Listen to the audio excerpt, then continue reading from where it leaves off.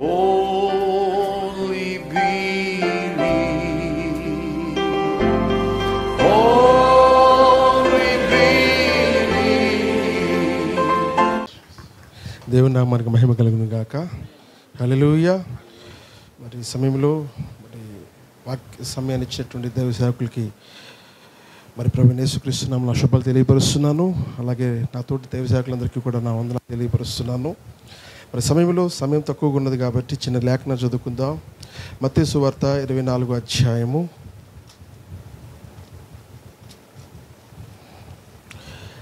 35వ వచనాన్ని మనం చదువుకుందామండి. మత్తయి సువార్త 24వ అధ్యాయము 35వ వచనం. ఆకాశమును భూమియు గతించును గాని నా మాటలు ఏమాత్రమును గతింపవు. చదవబడిన లేఖనములకు దేవుడు తన ఆశీస్సులు జోడించేను కాక. హల్లెలూయా. ప్రియమైన దేవుని సంగమా, నిజంగా సహోదరులు జకరియా గారు వారి తల్లిదండ్రులు చక్కని సాక్ష్యాన్ని పంచుకుని ఉన్నారు. ఎందుకంటే ఈ భూమి మీద అత్యంత విలువైనది ఏమై ఉన్నదంటే రక్షణ అయినదని మన ప్రవక్త అని ఉన్నారు. హల్లెలూయా. అందుకనే మన ప్రవక్త పరిచర్లో చూసినప్పుడు హిత్తి రైట్ తన యొక్క బిడ్డలు రక్షణ లేక బాధపడుచు మరి లోకములు ఉండి ఉన్నప్పుడు ఆమె తన కుమార్తె అవుటిగా ఉన్న సమయంలో కూడా ఆమె దేవుని మందిరానికి వెళ్ళి దేవునితో సహవాసం చేయటం ద్వారా దేవుడు ప్రవక్తను ప్రేరేపించి వారింటికి నడిపించి మరి ప్రవక్త ప్రార్థన చేయగానే దేవుడు వారిద్దరు కుమారులకి రక్షణ గ్రహించి ఉన్నాడు. హల్లెలూయా. మరి భూమి మీద బిల్డింగ్ల కంటే మరి భూమి మీద కార్ల కంటే అన్నిటికంటే గొప్పది దేవుని యొక్క రక్షణ అయి ఉన్నది. హల్లెలూయా. మరి సమయంలో చిన్న అంశాన్ని నేను పంచుకుంటాను మీతో. ప్రియమైన దేవుని సంగమా, మరి సమయంలో దేవుని ప్రజలైనటువంటి ఇశ్రాయేల్ గురించి ఒక చిన్న అంశాన్ని నేను జ్ఞాపకం చేస్తాను. యేసుప్రభు ఈ భూమి మీద ఉన్నప్పుడు చెప్పిన మాట ఏంటంటే, ఆకాశము భూమియు గతించును కానీ నా మాటలే మాత్రము కూడా గతింపవు. దేవుని ప్రజలైనటువంటి ఇశ్రాయేలీలు 400 సంవత్సరముల పాటు బానిసత్వంలో ఉండి ఉన్నారు. ప్రియమైన దేవుని సంగమా, వారు ఏ విధముగా ఐగుప్తు దేశంలోకి వెళ్ళి ఉన్నారో మనమందరం కూడా ఎరిగి ఉన్నాం. అయితే మరి ఆ యోసేపును బట్టి వారు ఐగుప్తు దేశంలోకి వెళ్ళి ఉన్నప్పుడు యోసేపు చనిపోయేటప్పుడు ఒక మాట చెప్తాడు. అదేమిటంటే, నేను చనిపోయిన తర్వాత నా ఎముకలను ఇక్కడ భద్రపరచండి, ఏ సమయంలో అయినా సరే దేవుడు తప్పకుండా మిమ్మల్ని విడిపించగల సముద్రై ఉన్నాడు, కాబట్టి నా ఎముకలను మీరు ఈ దేశము నుంచి వెళ్ళేటప్పుడు పట్టుకుని వెళ్ళండి అని చెప్పేసి తన ప్రజలతో మాట్లాడతాడండి. హల్లెలూయా. ప్రియమైన దేవుని సంగమా, మనం చాలా జాగ్రత్తగా గమనించినట్లయితే నిజానికి ఆ యోసేపు యొక్క ఎముకలు ఇశ్రాయేలు ప్రజలందరికీ కూడా ఒక గొప్ప జ్ఞాపకార్థంగా ఉన్నాయి. ఆమేన్. ఎందుకంటే నిశ్చయముగా ఒక విడుదల తప్పకుండా మాకు వస్తుంది. మేము ఐగుప్తుని విడిచిపెట్టి మా దేవుడు మాకు అనుగ్రహించేటువంటి వాగ్దాన భూమిలోనికి మేము ప్రవేశింపవలసిన వారమై ఉన్నాము. కాబట్టి ఐగుప్తు దేశం మాది కాదు. ఈ యొక్క ఐగుప్తు దేశంలో కొంతకాలం యాత్ర చేయడానికి మాత్రమే మేము వచ్చి ఉన్నామని చెప్పేసి ఒక నిరీక్షణ కలిగి ఎల్లప్పుడూ కూడా ఆ ఎముకలను చూసి ఆ యోసేపు యొక్క సమాధిని చూసి నిజానికి వారందరూ కూడా ఎంతో సంతోషించు వారై ఉన్నారండి. నిజానికి ఆ కాలమందు యోసేపు యొక్క సమాధి ఆ ప్రజలకు ఎలాగైతే జ్ఞాపకార్థముగా ఉన్నదో, ఆమె ఈరోజు మనకు కూడా మనము జీవిస్తున్న మన కాలంలో కూడా ఒక ఖాళీ సమాధి జ్ఞాపకార్థంగా ఉన్నదండి. హల్లెలూయా. ఆ ఖాళీ సమాధి ఎవరిదో కాదు, మన ప్రభువైన యేసుక్రీస్తుదై ఉన్నది.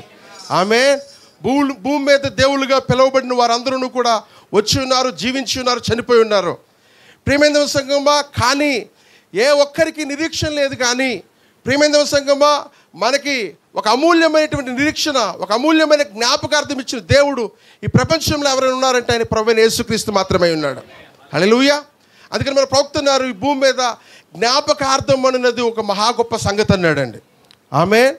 ప్రియమైన దేవుని సంగమా, మనం చాలా జాగ్రత్తగా పరిశీలన చూసినట్లయితే యోసేపు యొక్క చరిత్ర ఐగుప్తు దేశంలో ఉన్న వారందరూ ఎరిగి ఉన్నప్పటికీ, యోసేపు యొక్క గొప్పతనము ఐగుప్తు దేశంలో ఉన్న వారందరూ కూడా ఎరిగి ఉన్నప్పటికీ, ప్రియమైన దేవుని సంగమా, మనం చాలా జాగ్రత్తగా గమనించినట్లయితే అక్కడ రాయబడిన మాట ఏమిటంటే, యోసేపుని ఎరగని ఒక రాజు లేచినట్లుగా మనం చూస్తున్నాం.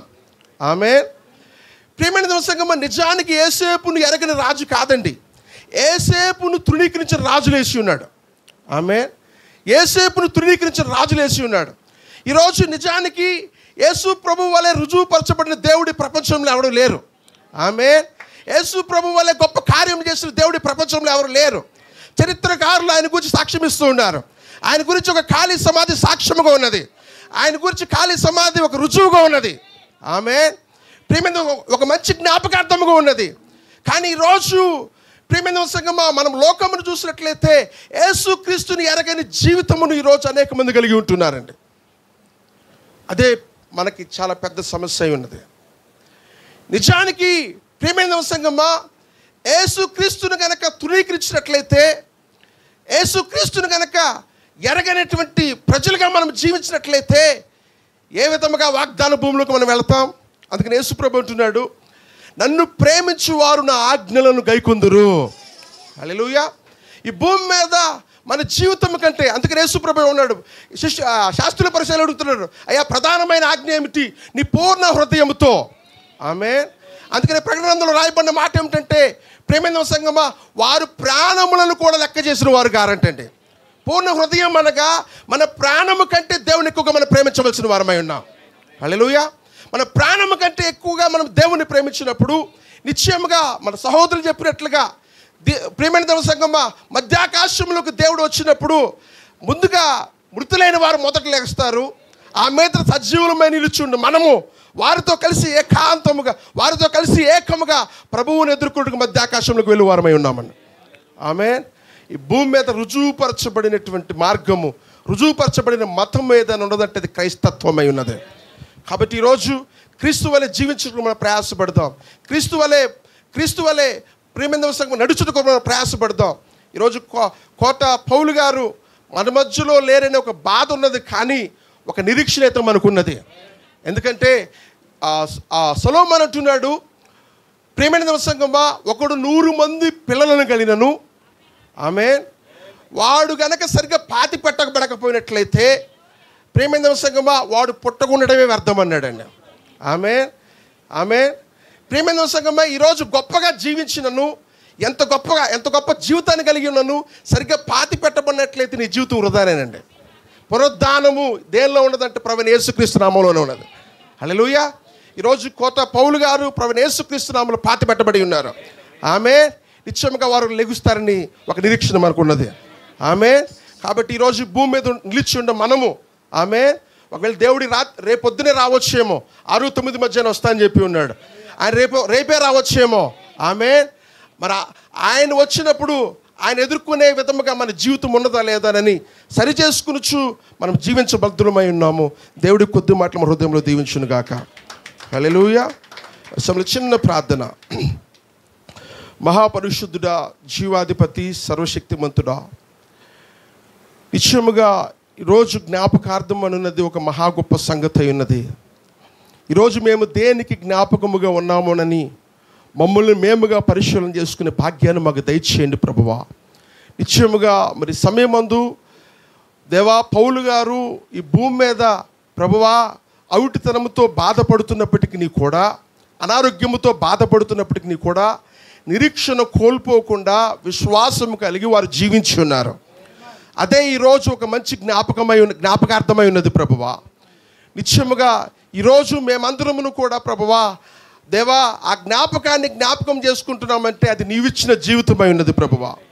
ఈరోజు ఈ సమయంలో ప్రభువా మా జీవితము కూడా నీ వలే ఒక మంచి జ్ఞాపకార్థముగా ఉండినట్లుగా మమ్మల్ని మేముగా సరి చేసుకునే భాగ్యాన్ని మాకు అనుగ్రహించమని కోరుకుంటూ, నిశ్చయముగా విత్తబడిన వాక్యం మా హృదయంలో నూతనగా ఫలింపచేయమని ప్రార్థిస్తూ, మా రక్షకుడు మా ప్రభువు అయిన యేసుక్రీస్తు నామములో అడిగి వేడుకుంటున్నాను ప్రభువా.